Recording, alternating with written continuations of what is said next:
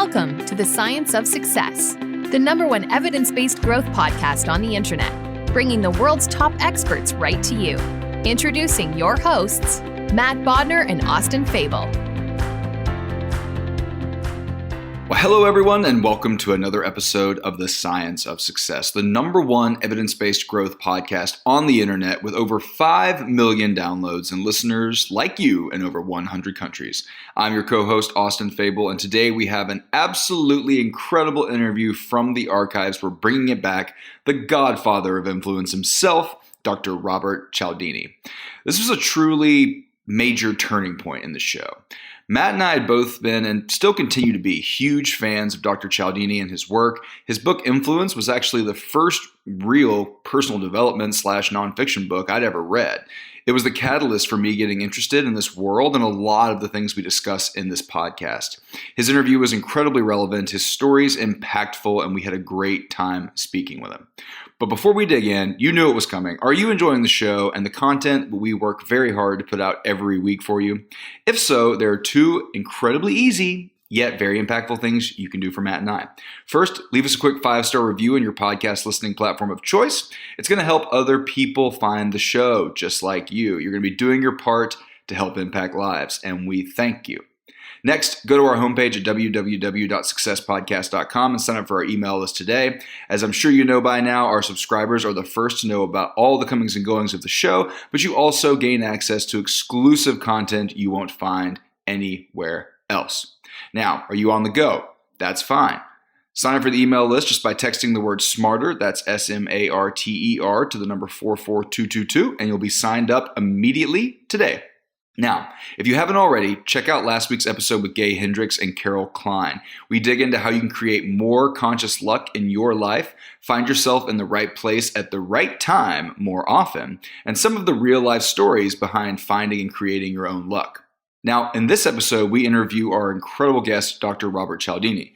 Dr. Cialdini is the president and CEO of Influence at Work. He is the multi-best-selling author of Influence, The Psychology of Persuasion, and his latest book, Persuasion, A Revolutionary Way to Influence and Persuade.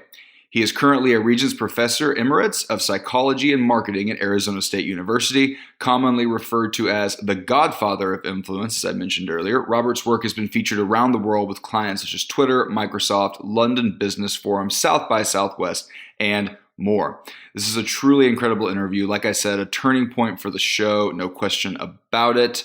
Without further ado, here's the interview with Dr. Robert Cialdini, the Godfather of Influence himself. Bob, welcome to the Science of Success. Thank you, Matt. I'm pleased to be with you and your listeners. Well, we're incredibly excited to have you on here today. So listeners, I'm sure many longtime listeners will be very familiar with you and a lot of your work. So I want to focus on your new book, Persuasion. We've done a whole series on the show about the principles of influence and how vital those are. So tell me a little bit about how did you go from the 6 principles of influence to the concept of persuasion? Well, it took me a long time. It was 30 years between the writing of the book Influence and Persuasion. And the truth is, I never had an idea big enough to compete with the impact that Influence had had. I didn't want to plant a bush next to this tree that Influence had become. I wanted to wait until I had another seed for a tree. And that didn't arrive until the idea for Persuasion. And opposed to Influence, which covers what best to build into a message to get agreement, Persuasion describes the process of gaining agreement with a message before it's been sent. And although that may seem like some form of magic, it's not. It's established science. So tell me a little bit more about that idea. How can we get someone to buy into an idea before we've even presented it to them? There is a key moment that allows a communicator to create a state of mind in recipients that is consistent with the forthcoming message. It's the moment in which we can arrange for others to be attuned to our message before they encounter it. That's a crucial step for maximizing desired change. For example, in one study, when researchers approached individuals and asked for help with a marketing survey, only 29% agreed to participate. But if the researchers approached a second sample and preceded that request with a simple, persuasive question, do you consider yourself a helpful person? Now 77.3% volunteered. Why? Because when they were asked before the request if they were helpful, nearly everyone said yes. Then, when the request occurred, most agreed to participate in order to be consistent with the recently activated idea of themselves as helpful people. That's fascinating finding, and I mean, basically more than doubles the effectiveness by simply asking a question which leverages the commitment consistency tendency. Right, and there's a further study that shows that it's not simply getting people to make a commitment publicly, it's getting them to reflect on a particular trait that they might have. So in another study, people were asked to try a new soft drink. Somebody walked up to them on the street, handed them a flyer that asked them to try a new soft drink. And to do so, they had to give this stranger their email address. Well, under those circumstances, only 30% were interested in doing that. But if at the top of the flyer there was a question, do you consider yourself an adventurous person? Now 55% gave their email address to a stranger so that they could access something new. So what these researchers did was put people in touch with their adventurous side simply by asking the question. And then people behaved in a way that was congruent with that adventurous side. And I think you've talked about in the past how you used to be a palm reader, right? And this is similar to the lesson that fortune tellers and palm readers use to get people to sort of agree with what they're about to say. Exactly. So I learned how to be a amateur palm reader, and I tried using the system in various ways to see how accurate it really was, and I found that it wasn't any good at all at describing who people were, what their fortunes were, but it was very accurate at getting people to reflect on a particular aspect of themselves, right? That I could claim I saw in their palm. For example, suppose I was reading your palm and I bent back your thumb and I said, Matt, I can tell from the resistance here that you are a very stubborn person. If somebody tries to push you in a direction that you don't want to go, you're going to push back, right? You might not even, you might do more than just refuse. You might do the opposite out of resistance and reactance, right? What that will do is send you down a memory chute of the times when you were indeed stubborn and resistant. And you will say to me, you'll hit some instances and you'll say to me, yeah, that's right. That's who I am. Now, if instead I bent back your thumb, very same thumb, and said, you know, Matt, I can see that you're actually a flexible individual. You're willing to change your mind if you encounter information to suggest that you've been wrong in the past, right?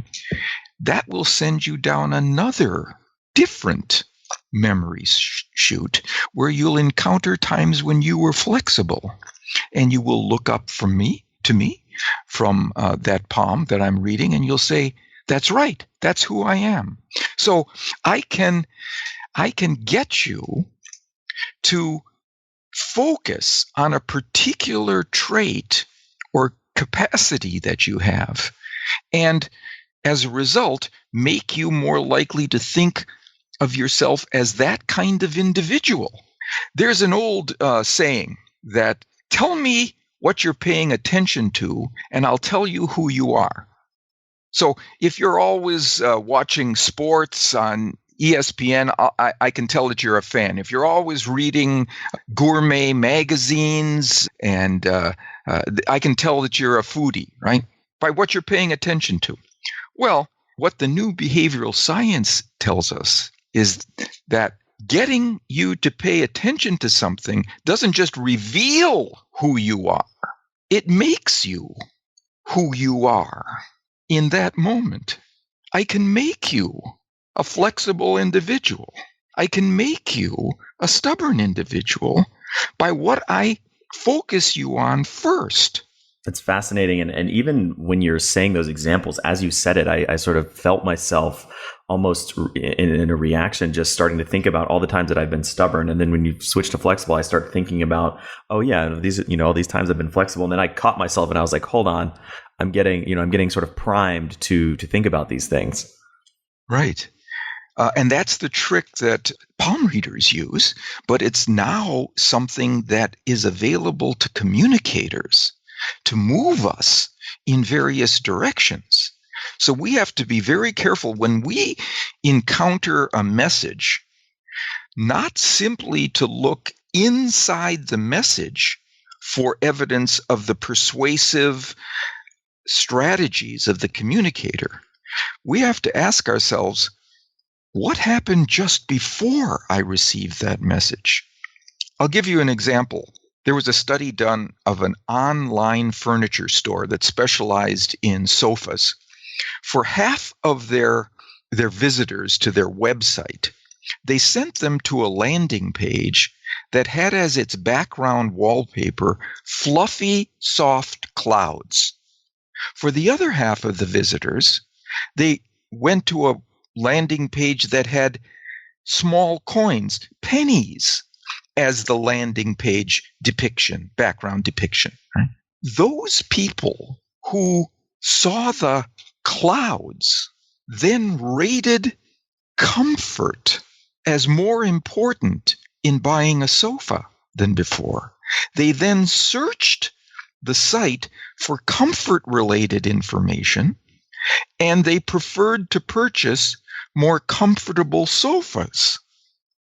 Those who were sent to the background landing page of small coins, pennies, rated cost as more important in their decision of buying a sofa, searched the site for price information, and preferred to purchase inexpensive sofas. And when they were asked afterward, so did those clouds or coins make any difference in your choices?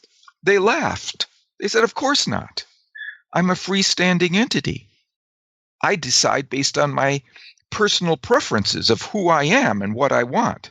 They didn't recognize that the clouds and the coins changed who they were and what they wanted in that moment.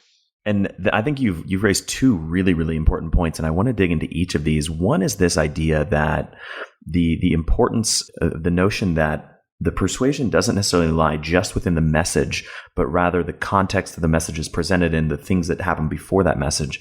But then the second thing you just brought up, which I think is vital and really underscores how important, how powerful, and sometimes how insidious this can be, is the idea that people consciously have no awareness of the fact that they're being primed to think these certain ways and make certain decisions based on what they would consider consciously to be completely irrelevant factors.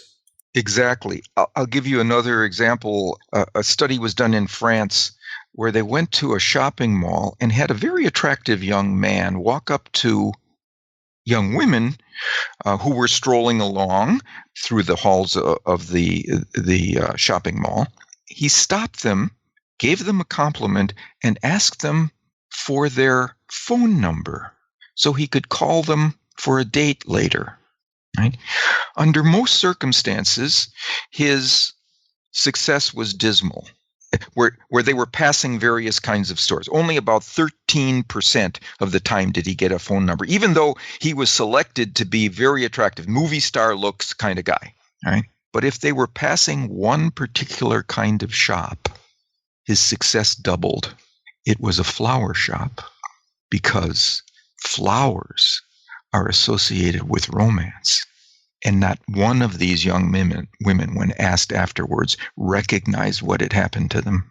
And that reminds me of another example, which I think, tell me if this is the same sort of psychological tendency, but I think it was when people were purchasing wine in a wine store, if they put on German music, it was like 70% of the purchases would be German wine. If they put on French music, 70% of the purchases would be French wine. And yet when they asked consumers, did the music have any impact on the wine purchase, everyone said that it had no impact on them. Exactly right. So this is a dangerous stick of dynamite that we have now in the idea of persuasion. That's why we have to be so ethical about the use of this. We have dynamite.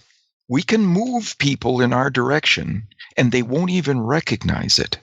So we have to be very careful that we take the ethics and their interests into account as communicators. And on the recipient side, we also have to be very careful that as recipients of this information, we don't dismiss the context in which the information was presented. So that gets back to the first point I talked about, which I want to dig into a little bit more. The idea that the message itself is not where all the persuasion takes place, and it can take place around the message, before the message. Tell me more about that phenomenon, that notion. Yeah. Well, remember the idea from back in the 70s, the medium is the message? This notion that the channel in which you send the message can be a message itself. If you meet somebody face to face versus you call them on the phone or you send them an email, that's a message itself, that you have taken the time to meet with them face to face rather than send them an email. So the message is partially the medium, right? Well, what we've learned since then is that not only is the medium the message, the messenger is the message. Sometimes simply establishing one's credibility as a communicator, as an honest and informed broker of information, can be enough to be the message.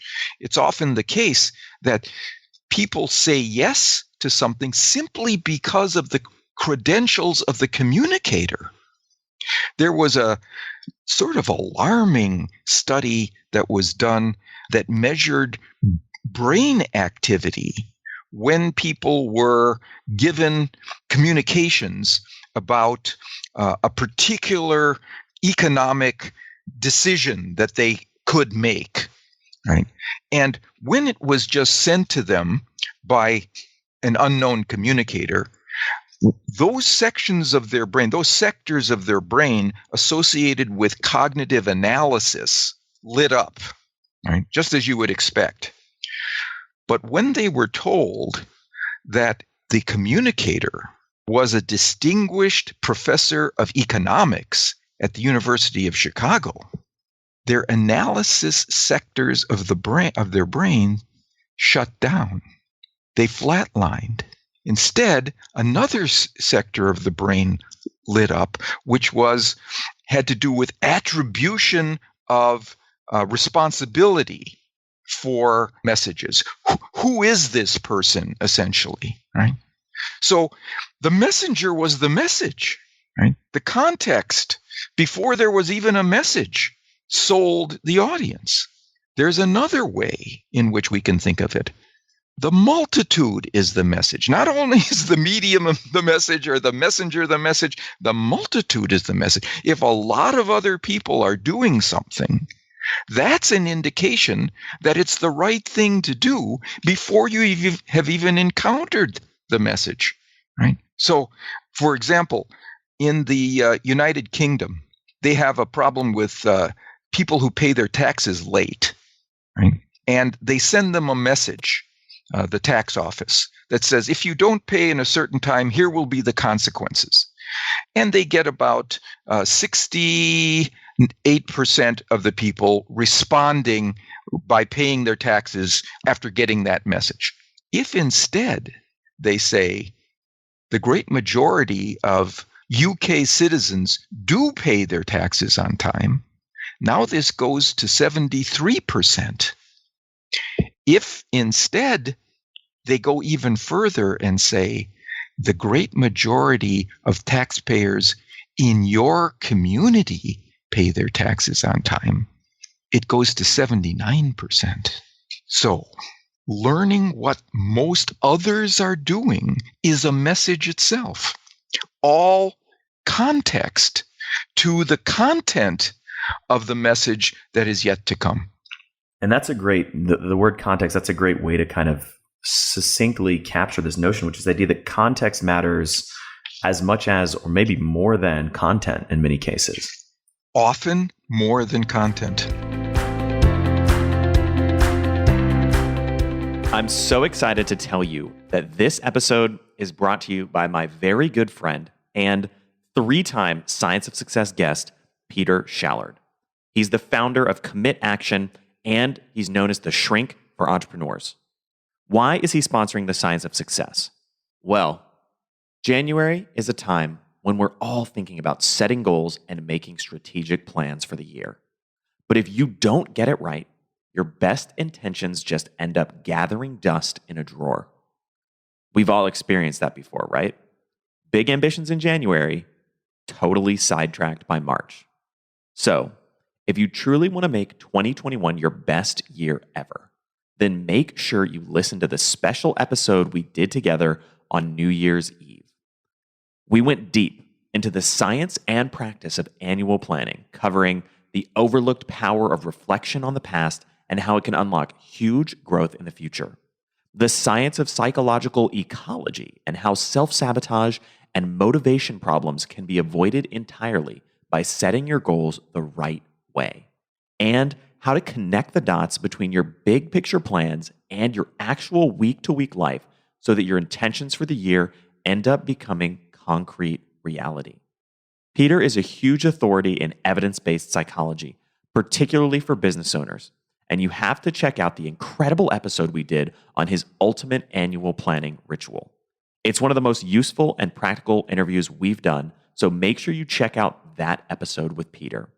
The episode is called The Ultimate Annual Planning Ritual to Crush 2021, and it was released on December 31st, 2020. It's available anywhere you listen to The Science of Success.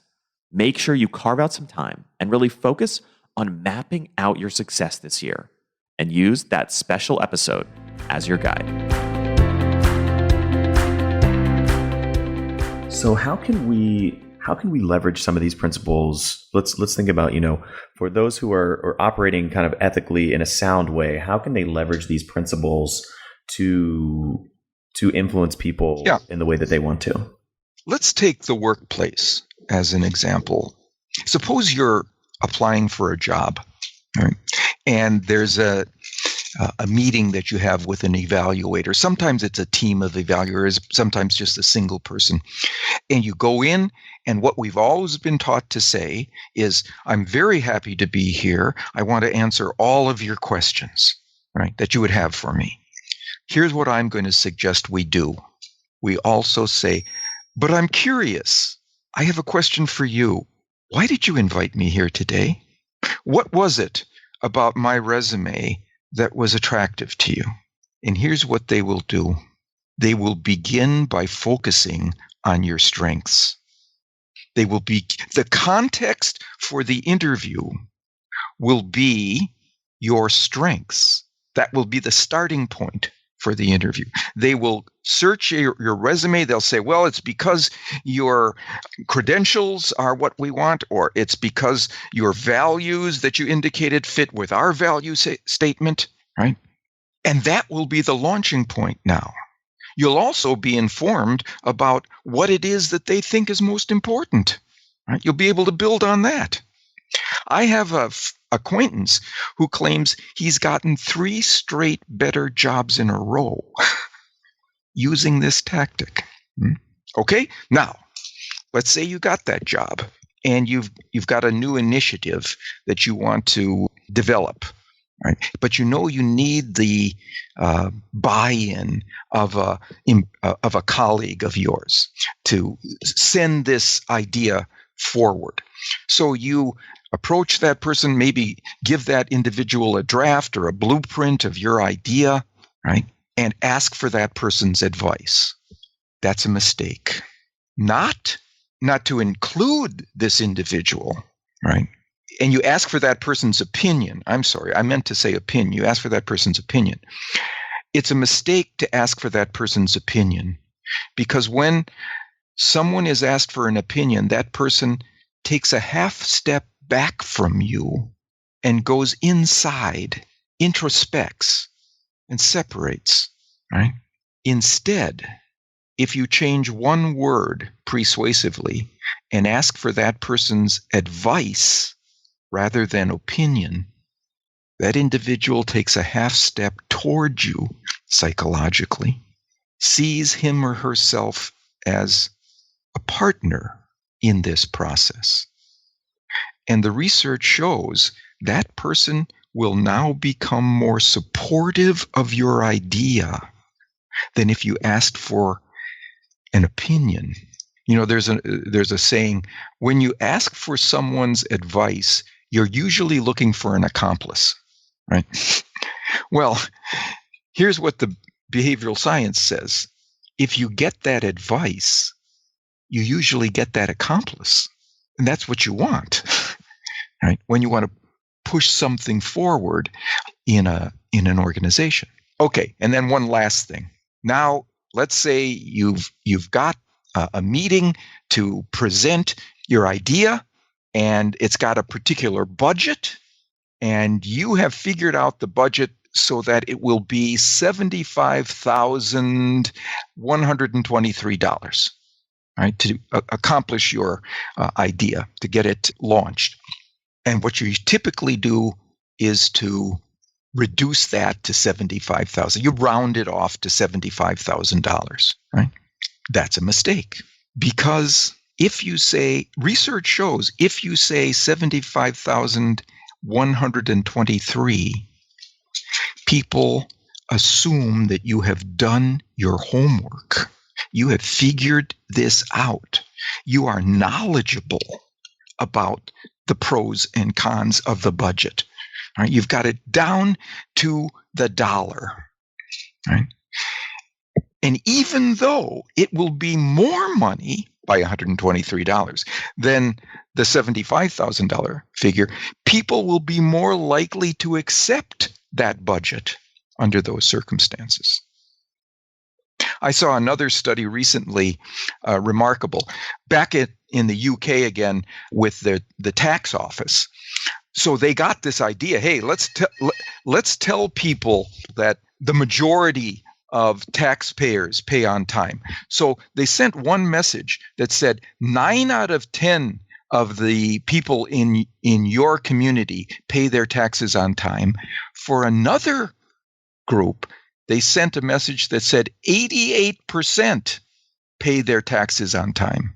The 88% message got twice as much tax payments, because it was a precise number rather than a rounded one that seemed like it was pulled out of the air. So that's one thing you can do before you even begin. Begin with a budget, put it at the top of your proposal that has a precise number rather than a rounded one. It's fascinating, and I think it can't be overlooked that these small differences that seem so trivial to someone who's not consciously applying the principles of influence, the principles of persuasion, they seem so irrelevant, and yet they make a tremendous impact on human behavior. You're precisely right about that, Matt. I'll tell you something, how I decided to write this book, Persuasion, right? I had been seeing studies in the research literature suggesting something like this, but I hadn't really put it together till one day there was a knock at my door. I answered it to find a man who was asking me to contribute to a cause. After school programs for children in my district whose parents were working, who would have to get childcare for them, and so on, right? So we would have education opportunities for them after school. He didn't show me any credentials to indicate that he was from the school district. And I hadn't heard that the school district was initiating such a program. And yet I gave him more money than I would have given to someone from the United Way or the Cancer Society that I normally give. And after I closed the door, I remember thinking to myself, what just happened here? And I realized it wasn't the content of what he said. It was the context. He did something first that made me want to give money to this cause. He brought his 7-year-old daughter with him, and I was focused on children and children's issues and children's needs and children's challenges. He put me in touch with that side of myself that became top of mind now and made me who I was in that moment. And I thought to myself, oh, there's a book here. That's fascinating. And I think those are some great examples of how just by being a little bit conscious of it, by thinking ahead and saying, how can I set up my environment or the presentation or the context for this particular piece of information to make it more effective? There's so many lessons and strategies that can come out of that. Yeah. And I think the way to do it in an ethical fashion is to say to yourself as a communicator, what is it about my message? What dimension of my message, what feature of it, what aspect of it will make it most wise for people to say yes? That's what I should put, that concept is what I should put at top of mind in my audience before I send them the message. Something that will cause them to focus on a feature of what I have to offer that makes it wise for them to choose it. So if we go back to that furniture store, that online furniture store example, if the best thing about the furniture at this store is the price of it, right? Then pennies should be the first thing people encounter. Even though the more comfortable furniture may produce a bigger profit margin for the store, to be ethical, they should not put clouds on their background wallpaper. They should put pennies, because their strength is the value, their low cost. That's where we should send people if we're going to use this ethically. I'd love to look at another angle of the concept of persuasion. Is it possible, and what are some ways that we potentially could apply persuasion to influencing ourselves? Yeah, this is really a good question, because it's what I think I've been able to use it for since I started thinking about this. And here's what I've done. If I have a task that requires me to be very thoughtful, there's a particular image I put at the top of my computer screen that research shows increases the likelihood that people will solve a difficult problem correctly. It's an image of Rodin's The Thinker. Research showed if you give business school students, a set of difficult problems, right, and you ask them to solve that problem, those problems, with a variety of different images, right, like a nature scene and so on, the kind of thing you usually have as your screensaver or your background wallpaper, right?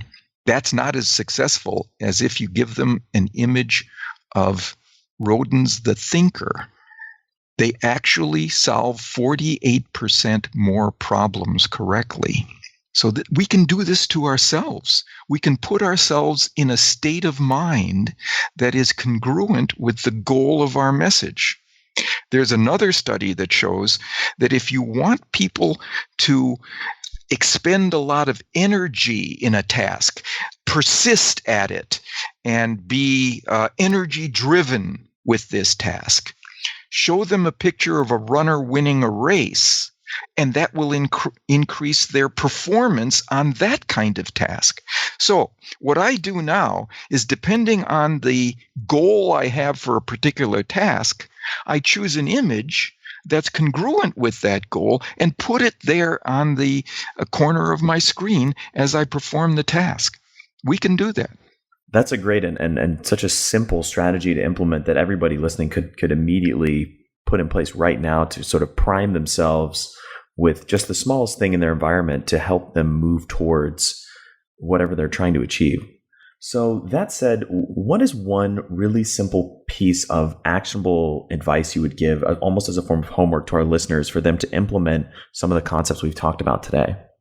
Here's a very simple thing. Very often when we want people to move in a particular direction, we want them to change, right? It requires change, right?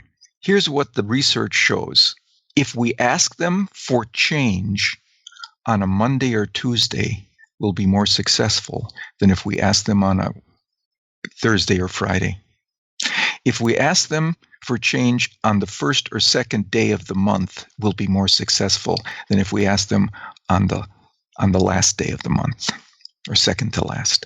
Why? Because at the beginning of things, change is it's something new. Something has just changed. And change is in the air, right? There's a study, for example, that showed that armed forces personnel here in the United States are often asked to contribute to a retirement plan so that when they retire, they will have a good amount of money available to them. And they've been resistant to that as a rule, except at one time after they have just changed locations to a new base.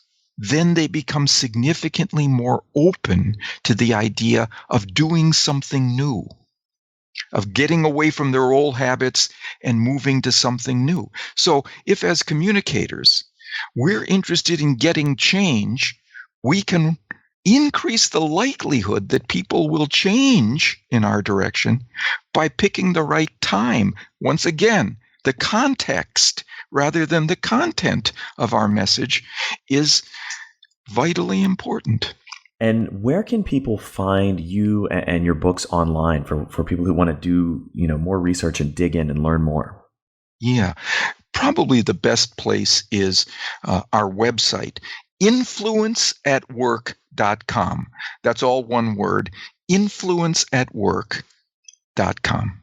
And they can get access to our books, our videos, and so on, and opportunities for speaking or consulting, training, those kinds of things are available. Well, Bob, thank you so much for coming on the show and sharing all of this incredible wisdom. We are huge fans of you and your work, and it's truly been an honor to have you on the Science of Success today. Thank you, Matt. I enjoyed being with you. It was a good set of questions, I have to say. Thank you so much for listening to the Science of Success. We created the show to help you, our listeners, master evidence-based growth. I love hearing from listeners. If you want to reach out, share your story, or just say hi, shoot me an email. My email is matt@successpodcast.com. That's matt@successpodcast.com. I'd love to hear from you, and I read and respond to every single listener email. I'm going to give you 3 reasons why you should sign up for our email list today by going to successpodcast.com, signing up right on the homepage. There's some incredible stuff that's only available to those on the email list, so be sure to sign up, including an exclusive curated weekly email from us called Mindset Monday, which is short, simple, filled with articles, stories, things that we found interesting and fascinating in the world of evidence-based growth in the last week. Next, you're getting an exclusive chance to shape the show, including voting on guests, submitting your own personal questions that we'll ask guests on air, and much more. Lastly, you're going to get a free guide we created based on listener demand, our most popular guide, which is called How to Organize and Remember Everything. You can get it completely for free, along with another surprise bonus guide by signing up and joining the email list today. Again, you can do that at successpodcast.com, sign up right at the homepage, or if you're on the go, just text the word SMARTER, SMARTER, to the number 44222. Remember, the greatest compliment you can give us is a referral to a friend, either live or online. If you enjoyed this episode, please leave us an awesome review and subscribe on iTunes, because that helps boost the algorithm, that helps us move up the iTunes rankings and helps more people discover the science of success. Don't forget, if you want to get all the incredible information we talk about in the show, links, transcripts, everything we discuss, and much more, be sure to check out our show notes. You can get those at successpodcast.com. Just hit the show notes button right at the top. Thanks again, and we'll see you on the next episode of The Science of Success.